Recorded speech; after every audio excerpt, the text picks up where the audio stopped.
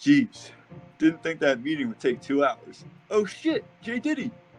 Snoring and sleeping. J. Diddy, wake up! Wake up! Snoring and sleeping. Very well, you left me no choice. Wow! Holy shit! Turn that shit off! You finally woke up. Damn it, man! So much for being back in a flash. That was 2 hours. I got bored and fell asleep. I'm sorry, man. I didn't expect that meeting to take that long. Look, to make it up for you, I ordered some pizza. You happy now? All is forgiven. Great, so please continue where you left off talking about the Flash 2.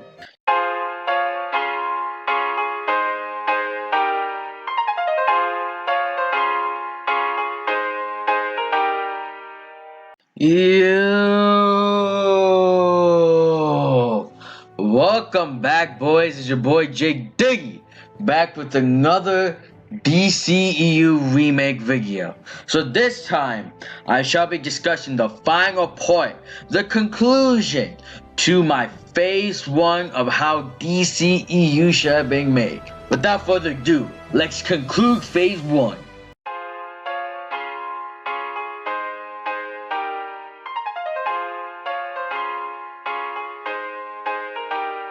This Flash movie is going to be interesting because the tone that was established in the previous will shift just a little to a more grittier side, but it will still keep the same theme of the movie, being lighthearted but serious. From the previous movie, Barry Allen's character should have been already established, Ezra should have been established, the Flash saving Central City should have been established. Due to the situation now, it's time to bring in the main villain of this movie, Earboy Dawn. The Reverse Flash. Have a moment where the Reverse Flash just confronts Flash to antagonize him about his mother's death. Just like the Flash TV show, let them have a clash but Barry loses. Right? Like, honestly, there's a lot you could do with it. There really is a lot. It really depends on how you want to twist it. Reverse Flash should continuously antagonize Barry about being his greatest villain, enemies for a very long time, etc. Reverse Flash in this movie should have a logical master plan to challenge the Flash to achieve his goals. Usually it's to make the Flash suffer. Show moments where Barry is trying to tackle the situation and figuring out exactly what the Reverse Flash knows. One of the major important things to do in this movie is to show Reverse Flash's backstory, because it showed where Earboy Dawn came from in a character's perspective, how he used to admire the Flash, which eventually turned into hate once he learned the truth. It's also great to get the idea of the negative speed force that the Reverse Flash uses. Obviously, have a final battle between Reverse Flash and Flash wins. Then you saw the Reverse Flash will return and yada yada yada, all that stuff. Make sure though, the number one thing is that you want to make sure that when you reveal more information about the Reverse Flash, it needs to be subtle and mysterious, because that's the way we get to his backstory and makes the payoff all the worth. The movie should be released in winter 2022. Develop Barry Allen as the Flash's character, develop Iris West, establish and develop Reverse Flash, show why Reverse Flash hates the Flash, aka his backstory, touch upon the negative speed force that the Reverse Flash uses. Do not go into detail, just touch upon it. And the secret ending, you can just show Captain Cold. Just show him. Doing whatever you want. It's how you want to do it.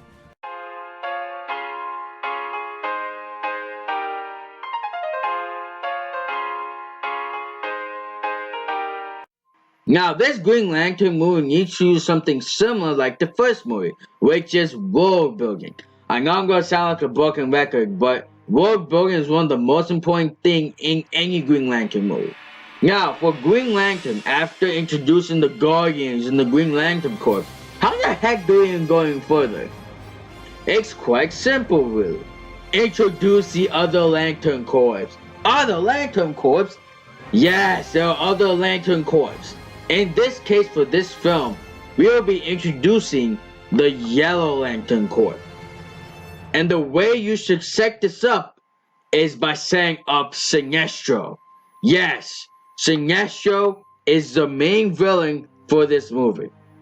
Already from the previous Green Lantern movie, we already got quite a bit of character of Sinestro, which is good, so now we can proceed from there. You want to have this movie start with Hal Jordan and Sinestro working together in outer space on different planets to keep the peace. Have Hal Jordan notice that Sinestro goes a little bit too forward when keeping the peace and tries to talk some sense into Sinestro. Then after a while, both of them spending time with each other, yaga yaga yaga, Sinestro starts to believe in Hal Jordan just a little bit. Just getting a bit more trust. And then he decides to show him his homeland. This is actually where we get Sinestro's backstory, in terms of how he became the greatest Green Lantern based off the comic. This backstory highlights who Sinestro was, how he became a Green Lantern, how he got the ring, the weapons of Quad. There's a lot of details on that. The crazy thing that with the Green Lantern Sinestro got the ring from was still alive and could still live with the power of the ring, but Sinestro said no!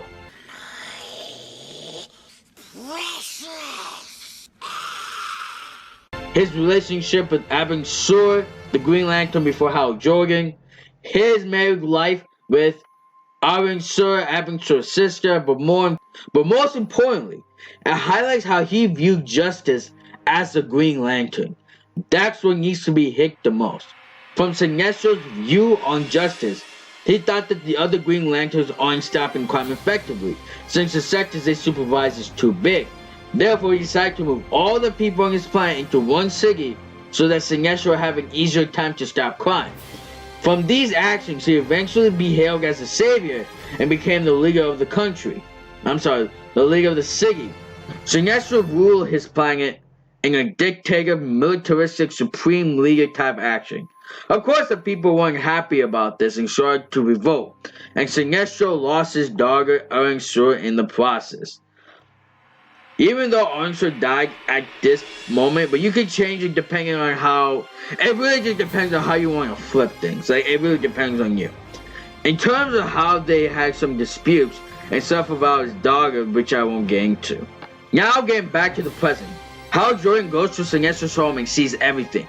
Hal Jordan didn't like the way Sinestro's ruling his people with fear, because as a Green Lantern, they conquer fear with their will.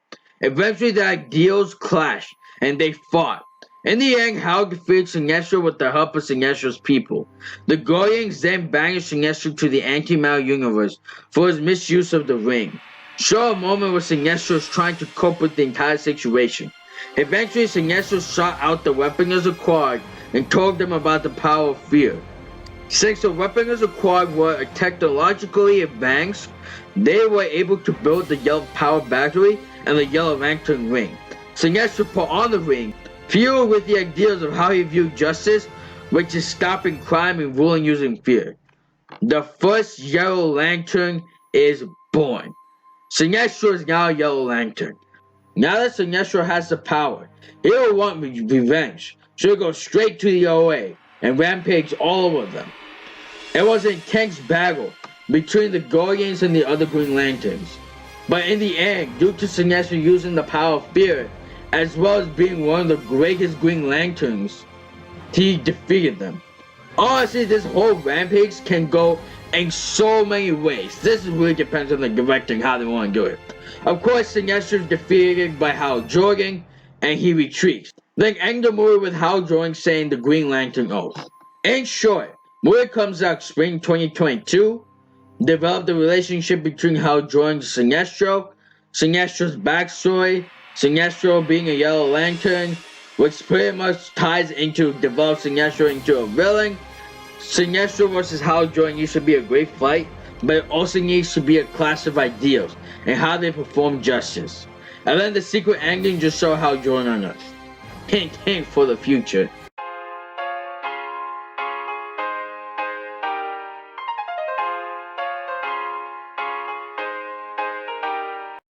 By this point, all the main heroes have been set up, meaning it's time for the Justice League. Wrong answer. No, there's still one movie we need to do before starting the Justice League movie, and that is Batman and Superman, the world's finest. In other words, a movie where Batman and Superman first meet. The thing is that just like the Avengers, the top two most important characters are Captain America and Iron Man. For DC, it would be Batman and Superman. Throughout the DC comics, they have been known as one of the best team-ups of all time. Due to this, the relationship between Batman and Superman needs to be a big special, and it needs to be developed first before the Justice League movie. So here's how we do it. First, if you remember the secret ending from Superman 2, Lex Luthor actually meets the Joker. Yes, the villain for this movie is Joker and Lex Luthor. Now, in the comics and a lot of stuff, a lot of people know that these two do not get along well. That's what you want to develop. Because these guys have they have a crazy relationship, but that's something you want to bring out without question. So how do we do that? It's quite simple. Have some moment in the movie where Lex Luthor needs the Joker's help. Honestly, it could be anything, like killing Superman, or stealing something you need, or something more nefarious. Who knows? But it needs to make sense. The other purpose of this meeting is to develop their relationship. The big thing between Lex Luthor and Joker is the fact that they hate working with each other and they don't trust each other easily, right? That's what this needs to be embodied in the movie. Moving on. Since Joker goes to Metropolis, this causes Batman to go himself. For the Bruce Wayne side to say some kind of business shenanigans you want to do, yada yada yada yada. Now have a moment where like it was in Batman v Superman, where Clark Kent meets Bruce Wayne. This will be amazing because come on, it's iconic. It is iconic. But either way, now during Batman time, they gotta have this scene. They just gotta have this scene. That's enough. I think you got your answer.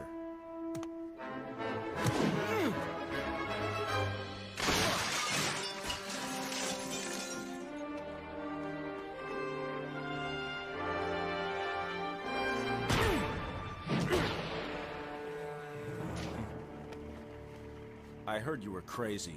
I didn't think you were stupid.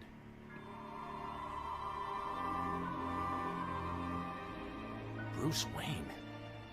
You peaked. I won't have vigilance.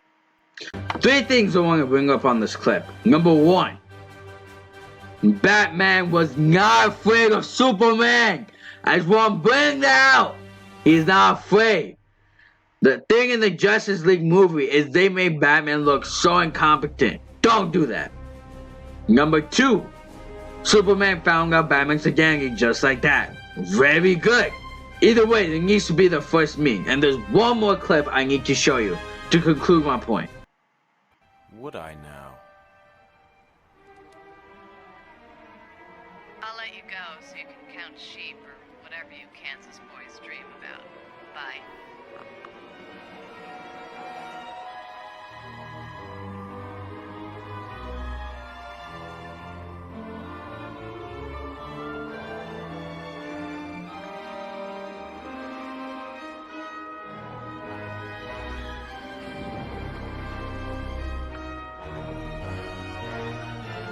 Touche.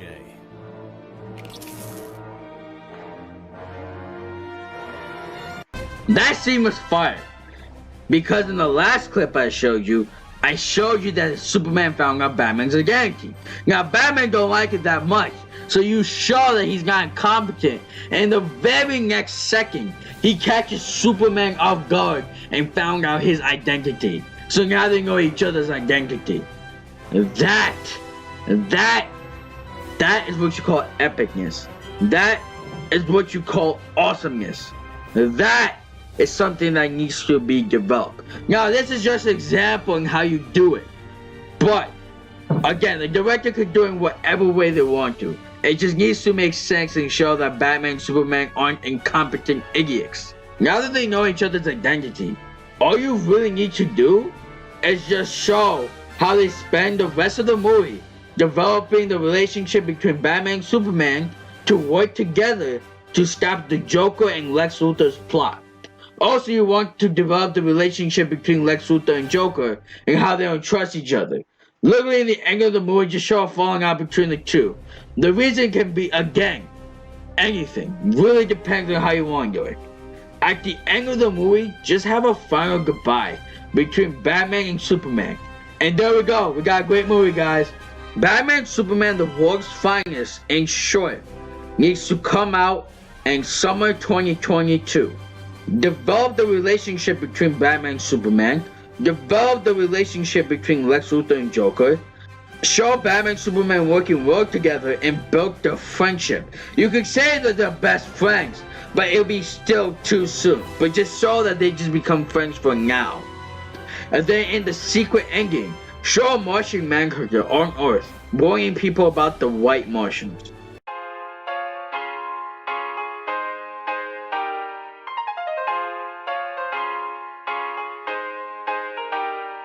It's time! The moment that everyone's been waiting for. After all the setups, we finally have a Justice League movie. Now the villain for this Justice League movie needs to be based off the secret ending of the Batman Superman movie, where we saw Martian Manhunter and the White Martians. The villain of this movie is obviously the White Martians because it's a perfect group because you can show an army, right? And then you can just show them all working together to defeat an army. There we go. We got your army fight, right? There we go. However, in reality, the entire purpose of this movie is for Wonder Woman, Flash, Green Lantern, Batman, Superman, and Martian Manhunter to meet up and develop chemistry with each other, which in turn will eventually build the Justice League. Now, like I said, how the villains are the White Martians, right?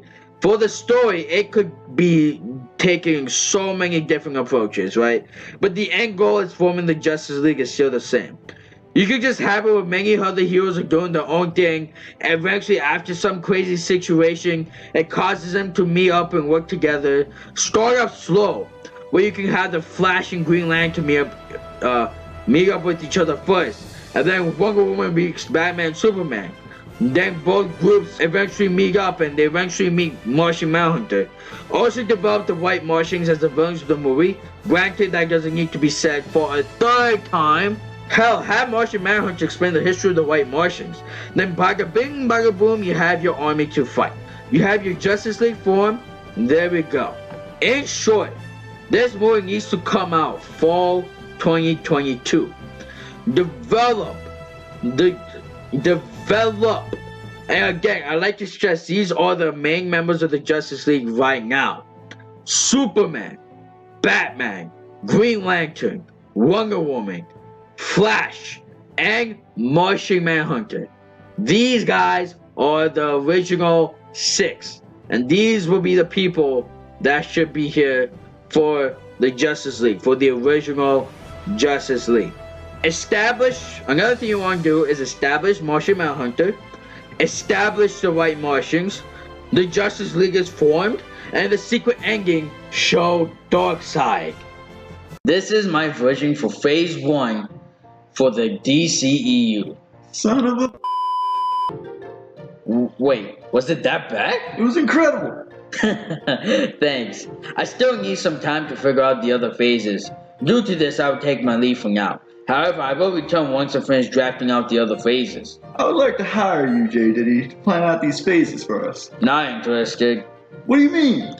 I don't need to get paid for this, because I'll do it for free. I want to see the DCEU succeed.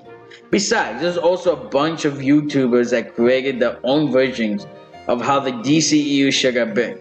Since it's on YouTube, it's pretty much free information. All you gotta do is just watch those videos. Wait, this shit has been YouTube the entire time? Yup.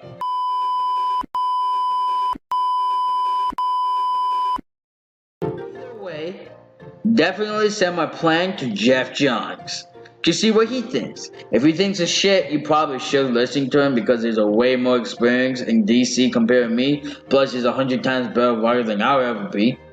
For sure, man. Thanks so much. You're welcome. See you when I finish drafting Phase 2. Peace! There we go, everyone. Those are my ideas on how the DCEU Phase 1 should have been. I want to give a big shout out for my guest, Raizen. Yep. Hopefully you guys enjoyed this video. So comment down below to what you think Phase 1 should have been. Give it a like, subscribe for more future content, and stay frosty, guys. Stay frosty.